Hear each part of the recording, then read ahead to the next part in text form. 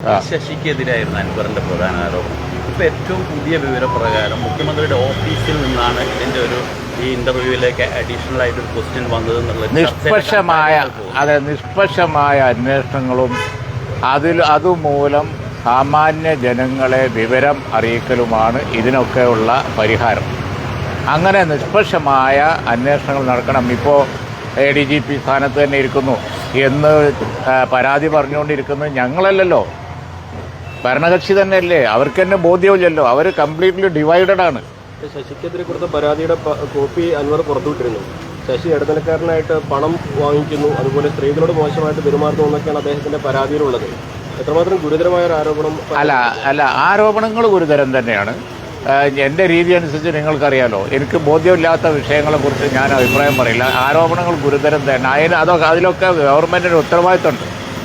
സ്ഥാനത്തിരിക്കുന്ന ആളുകളെക്കുറിച്ച് ഇങ്ങനത്തെ ഗുരുതരമായ ആരോപണങ്ങൾ വരുമ്പോൾ അതിനെക്കുറിച്ച് അന്വേഷിച്ച് സാമാന്യ ജനങ്ങളെ അത് ബോധ്യപ്പെടുത്തുക എന്നുള്ളതാണ്. അതിവിടെ നടക്കുന്നില്ല. ശശി മാതൃകാപരമായി പ്രവർത്തിക്കുന്ന ആളാണെന്നാണ് മുഖ്യമന്ത്രി പറഞ്ഞത്. അല്ല,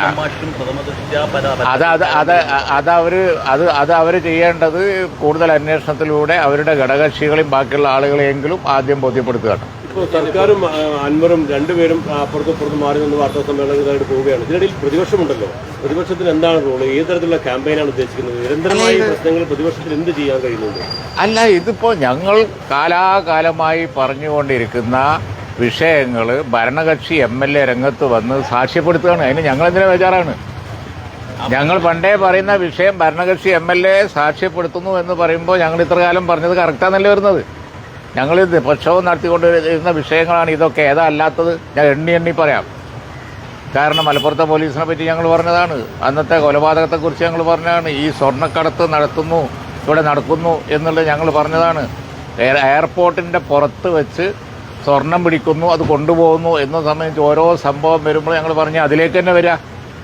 അപ്പോൾ അങ്ങനെ ഒരു ആരോപണം ഈ എയർപോർട്ടിനെ സംബന്ധിച്ചുണ്ട് എങ്കിൽ അതിൽ നടപടിയാണ് വേണ്ടത്, വർത്താനല്ല.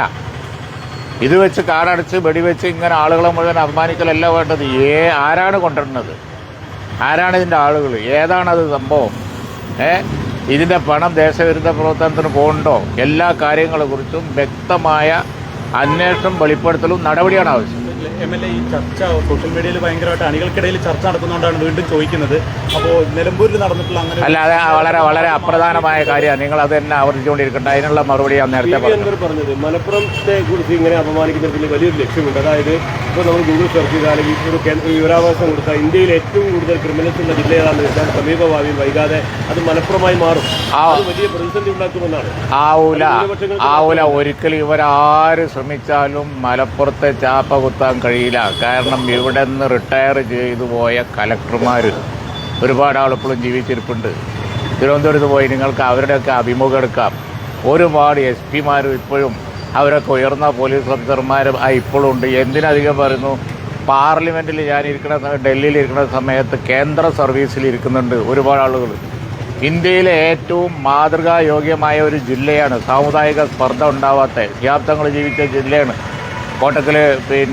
വാരന്മാർ, അതുപോലെ തന്നെ കുഞ്ഞനമ്പ്യാർ, പൂന്താനം, അങ്ങനെ നോക്കുകയാണെങ്കിൽ മലപ്പുറത്തിൻ്റെ പാരമ്പര്യം ഒരിക്കലും വർഗീയതയ്ക്ക് ചേരില്ല. ഇവിടുത്തെ മിഷണറിമാരൊക്കെ ക്രിസ്തീയ മിഷണറിമാർ വന്ന കാലം തൊട്ട് മലയോര പ്രദേശങ്ങളിലൊക്കെ വിദ്യാലയങ്ങൾ സ്ഥാപിച്ച് ഇവിടെ ജീവിക്കുന്നതാണ്. ആര് ശ്രമിച്ചിട്ടും ഡിവൈഡ് ചെയ്യാൻ കഴിഞ്ഞിട്ടില്ല. ഇനിയിപ്പോൾ ആര് വിചാരിച്ചാലും, ഒരു PR ഏജൻസി വിചാരിച്ചാലും മലപ്പുറത്തിനൊരു പോറലും ഏൽപ്പിക്കാൻ കഴിയില്ല. ആ പണി നടക്കൂല. ഇത് മറ്റൊരു പൊന്നാനി പരീക്ഷ. പൊന്നാനി പല മാറി ഞാൻ പറഞ്ഞില്ലേ, കാർഡ് മാറി കളിക്കുകയാണ്. ഇനി ന്യൂനപക്ഷ ജനവിഭാഗങ്ങൾക്കിടയിൽ ഇപ്പോൾ രാഹുൽ ഗാന്ധിക്ക് പാർലമെൻറ്റിൽ വലിയ ഭൂരിപക്ഷം കിട്ടിയപ്പോൾ കോൺഫിഡൻസ് വന്നിട്ടുണ്ട്. പ്രതിപക്ഷത്തിന് നല്ല ശക്തി വന്നപ്പോൾ കോൺഫിഡൻസ് വന്നിട്ടുണ്ട്. അപ്പോൾ അവർക്ക് തിരിച്ചറിവ് കിട്ടി, കോൺഗ്രസ് അധികാരത്തിൽ വന്നാലേ ഇവിടെ മതേതരത്വം പുലരുള്ളൂ എന്നുള്ള തിരിച്ചറിവ് അവർക്ക് കിട്ടി. അപ്പോൾ ഈ CPM-നെ സംബന്ധിച്ചിടത്തോളം, ഇടതുപക്ഷത്തെ സംബന്ധിച്ചിടത്തോളം എന്താ പ്രസക്തി എന്നുള്ള ചോദ്യം വരികയാണ്. അപ്പോൾ ന്യൂനപക്ഷങ്ങൾക്ക് കോൺഫിഡൻസ് ഉണ്ടാക്കാൻ വേണ്ടി കഴിഞ്ഞ പാർലമെൻറ്റ് തെരഞ്ഞെടുപ്പിലൊക്കെ പല കാര്യങ്ങളും പറഞ്ഞിരുന്നു. അതിപ്പോൾ പോയി.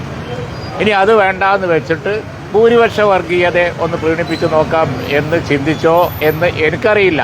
PR ഏജൻസിക്ക് തെറ്റ് പറ്റിയതാണെങ്കിൽ ആരെങ്കിലും PR ഏജൻസിയോട് ഇങ്ങനെ പറഞ്ഞു കാണുമല്ലോ.